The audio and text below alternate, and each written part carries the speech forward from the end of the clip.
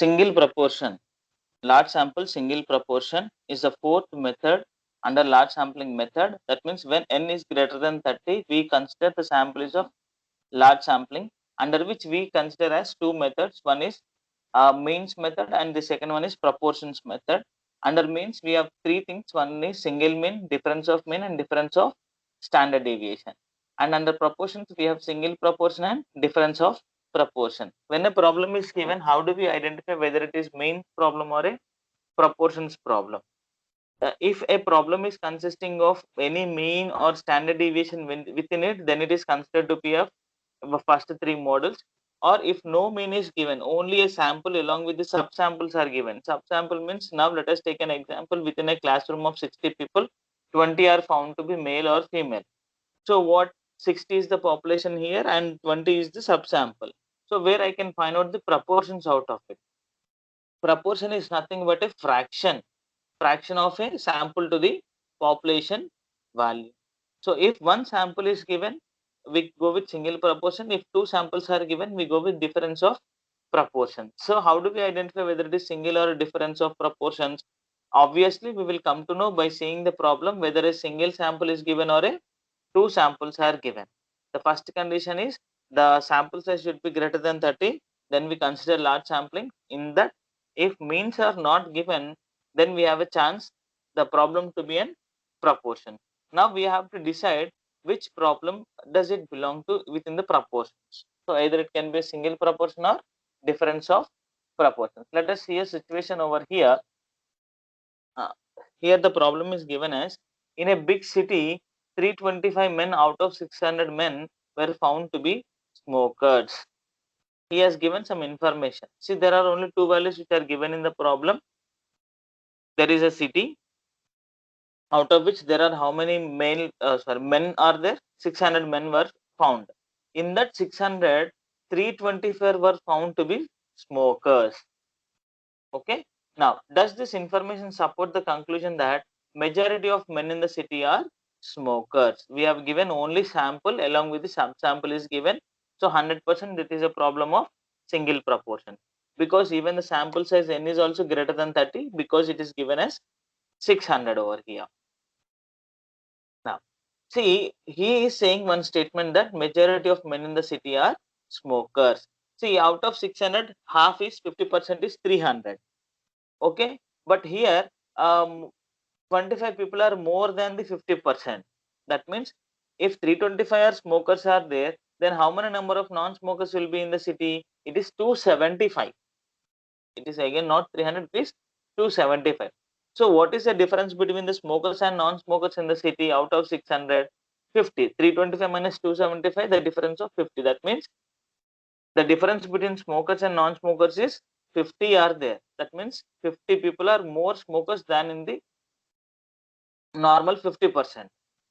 So basing on this information, they are asking us to find out whether the smokers in the city are more than the non-smokers. Okay. First, let us write what is the information given. That then let's jump on to our null hypothesis. Now, sample size 100 is given as 600 within the brackets. Let us write down it is greater than 30. So it is large sample. Okay. Now, X is denotes subsample, and here X is given as 325 men. Now, next, in this problem, P value, that is small p, will find out of these values, and these are the 5 values which we require in this problem. See, we were given only n and x. We want small p, capital P, but finally capital Q is nothing but 1 minus p in this method. Okay, let's find out those values because those are not given in the problem directly. Now let us go to the null hypothesis, and null hypothesis always says what? If there is a comparison between two groups, then it is always equal. Here how many group of people are there? Smokers and non-smokers.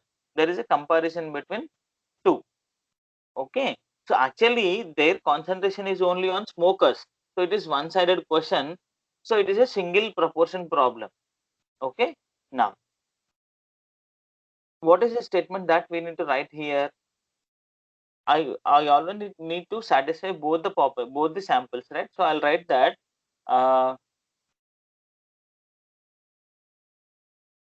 the proportion of smokers and non-smokers are equal. Why? Because our always null hypothesis says that equal to symbol only. Always while we are comparing two samples, we always write that both are same. Now, what is this thing that we are saying here? The proportion of smokers and non-smokers are equal. What is capital P and what is capital Q here? Capital P is population proportion of success and Q is population proportion of failure. Success and failure means what? Let us take a classroom. What are the category of people are there? Girls and boys.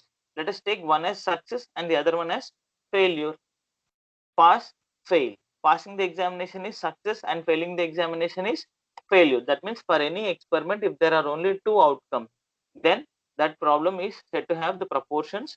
And here also, in this case also, there are only two things, smoker and a non-smoker. Okay, since the condition given on smokers, we consider success as smokers and failure as non-smokers. Now in null hypothesis, what are we saying? The proportion of smokers and non-smokers are equal. Equal means what?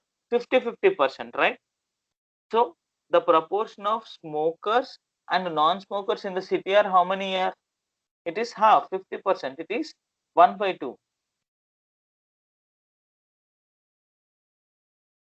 So immediately what happens here? We have to find out the value of Q also, right? Once we know the value of capital P, then only we can find out the answer of capital P. That we will do in our step number 6, that is calculation. Now what is the alternative hypothesis? They themselves are saying that smokers are more in the city. So let us write down the same thing.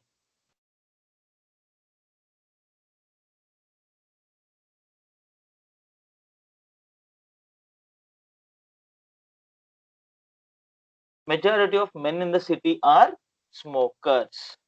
Okay, so that defines what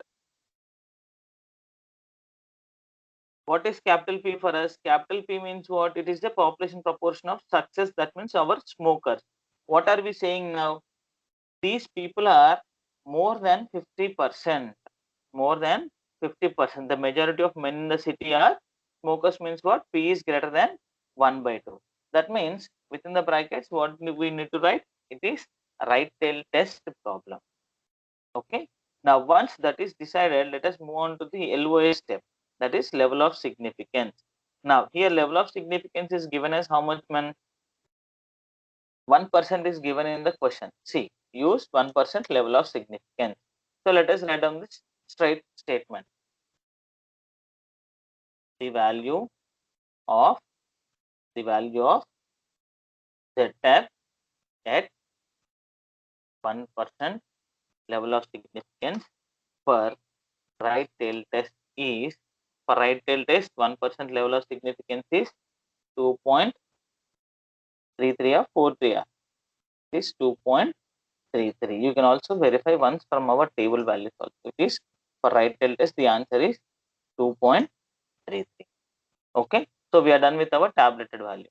Now test statistic. What is test statistic here? Why this problem belongs to single proportion? We have to explain that. Now, a single sample within the brackets n greater than 30. So that says that it is a large sampling problem.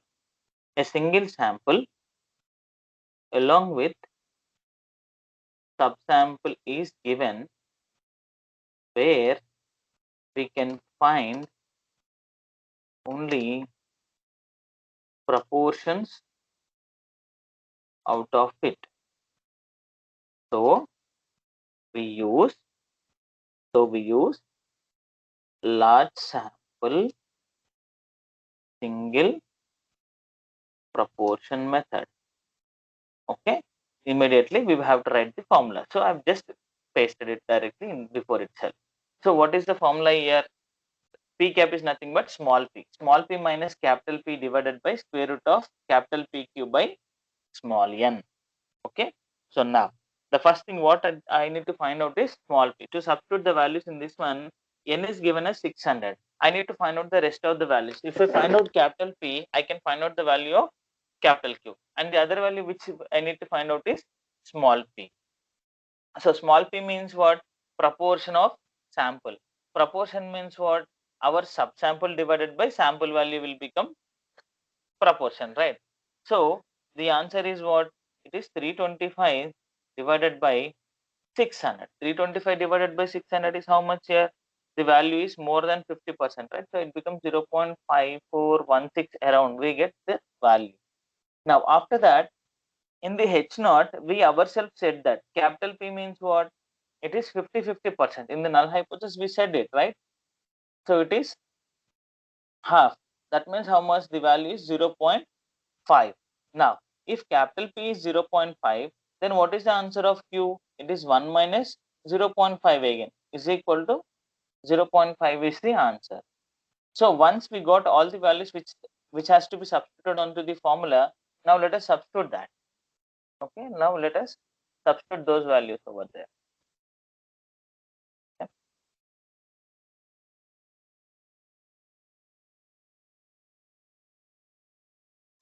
Zcal is equal to, anyways we'll be having modulus. Okay, now let us go in the brackets. Now small p value is how much? 0.5416 minus capital P, that is 0.5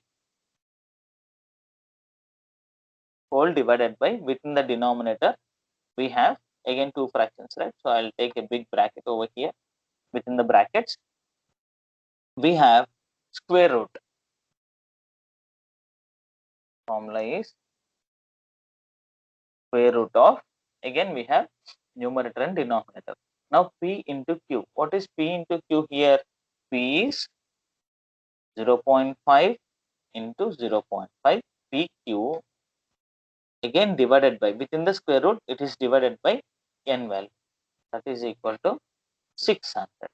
So let us close the bracket. So this leads to the answer of, the calculated answer would be almost equal to 2.038. I have already calculated. We got the answer as 2.038. Now, once we got to know the calculated answer, we have to compare our answer with the tabulated value. So, by comparing the calculated value with the tabulated,